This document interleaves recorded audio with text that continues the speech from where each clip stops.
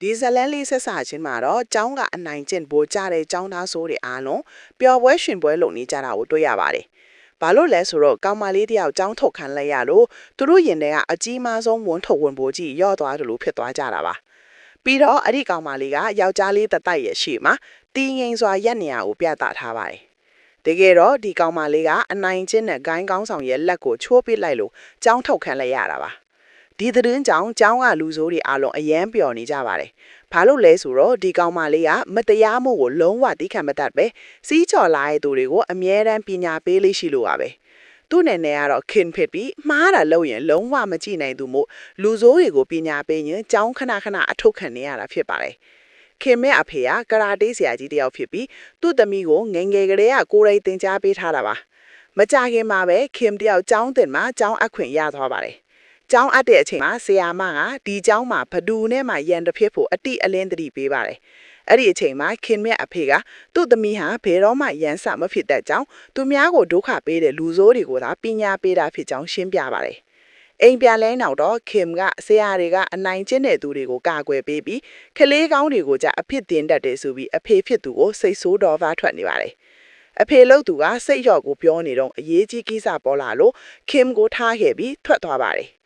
်ခင်တယောက်တည်းလမ်းဆက်လျှောက်လာတော့ကျောင်းသားအယောက်မှာကျောင်းသားနှစ်ယောက်ကကောင်လေးတယောက်ကိုဝိုင်းထိုးနေတာကိုတွေ့လိုက်ရပါတယ်။အကျောင်းကစာမေးပွဲမှာအဖြေလွှာစာရွက်ကိုခိုးမပေးလို့ပါတဲ့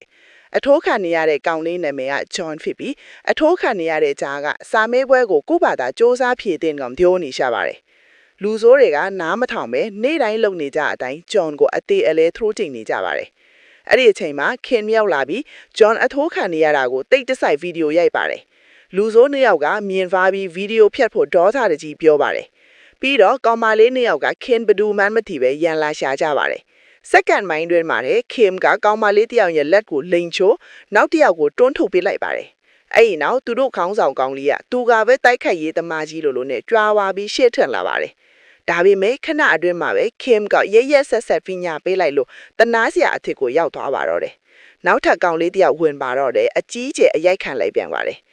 ဘေးကကြည့်နေတဲ့ဂျွန်ကတော့မင်းကလေးတယောက်ကယောက်ျားလေးထက်တန်မာနေတာကိုမျက်လုံးပြူးပြီးအံ့ဩနေပါတယ်။ခင်မြတ်လှရှာမှုတွေကတန်ရှင်းကြရက်ကြီး professional တိုက်ခိုက်ရေးသမားတယောက်လိုပါတယ်။လူစိုးတွေကိုရှင်းတော့ခင်ကဂျွန်ကိုအိမ်ပြန်ဖို့ပြောပါတယ်။နောက်နေ့ကျောင်းရောက်တော့အံ့ဩစရာကောင်းတာကဂျွန်ရဲ့မနေ့ကအရိုက်ခံထားတဲ့လူစိုးနှစ်ယောက်ရဲ့ခင်မြဲကအတန်းတူနေတာပါ။လူစိုးတွေကခင်ကိုမြင်တော့ကြောက်ပြီးဘာလို့ဒီရောက်နေရလဲဆိုပြီးတွေးနေကြပါတယ်။ဂျွန်ကတော့ဝမ်းသာပြီးစကားသွားပြောပေမဲ့ခင်ကလုံးဝလစ်လျှော်ထားပါတယ်။ကျောင်းဆင်းတော့ဂျွန်ကသူ့ကိုကယ်လို့ကျေးဇူးတင်ကြောင်းလာပြောပါတယ်။ခင်ကတော့တကယ်ကျေးဇူးတင်ရင်သူနာမကပ်ဖို့အေးဆက်ဆက်ပဲပြောလိုက်ပါတယ်။သူမအနေနဲ့လူဆိုးတွေကိုပညာပေးတာဟာဂျွန်ကြောင့်မဟုတ်ပဲသူမရဲ့အကျင့်မို့လို့သာဖြစ်ကြောင်းရှင်းပြပါတယ်။ညတော့ဂျွန်ရဲ့အမေဖွင့်ထားတဲ့စားတောက်ဆိုင်မှာပြဿနာရှာတဲ့ဧည့်သည်တယောက်ရောက်ပြီးအစားအစာကိုပြစ်ပြောလိုက်ပတ်စံမပေးဘဲနေလိုက်ဂျွန်ရဲ့အမေကိုတွန်းထိုးလိုက်လုံနေပါတယ်ဂျွန်ဝင်တာတော့သူ့ကိုပါညံရှာပါတယ်ဂျွန်မှာအဖေမရှိပဲအမေဖြစ်သူကတယောက်တည်းရုံးကန်နေရတာပါ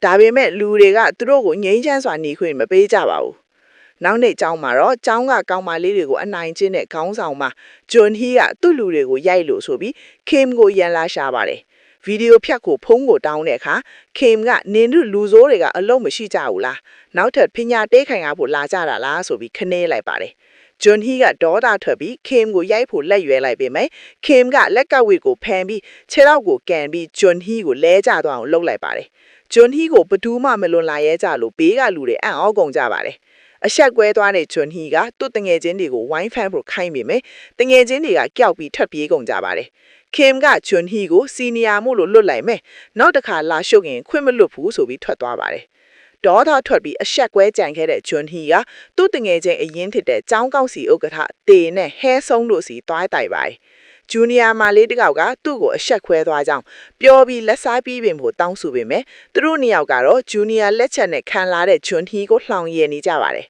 အဲ့ဒီနောက်ဂျွန်ကခင်စီလာပြီးတိုက်ခိုက်နေတင်ပေးဖို့တောင်းဆိုပါတယ်သူကသူများတွေကိုဒုက္ခပေးဖို့မဟုတ်ဘဲသူ့အမေနဲ့သူ့ကိုယ်သူကာကွယ်ဖို့တင်ချင်ပါတယ်တဲ့ဒါကိုကြတော့ခင်ကလက်ခံလိုက်ပြီးသူ့အဖေစီခေါ်သွားပါတယ်ခင်မြတ်အဖေကလည်းချက်ချင်းပဲတပည့်အဖေလက်ခံလိုက်ပါတယ်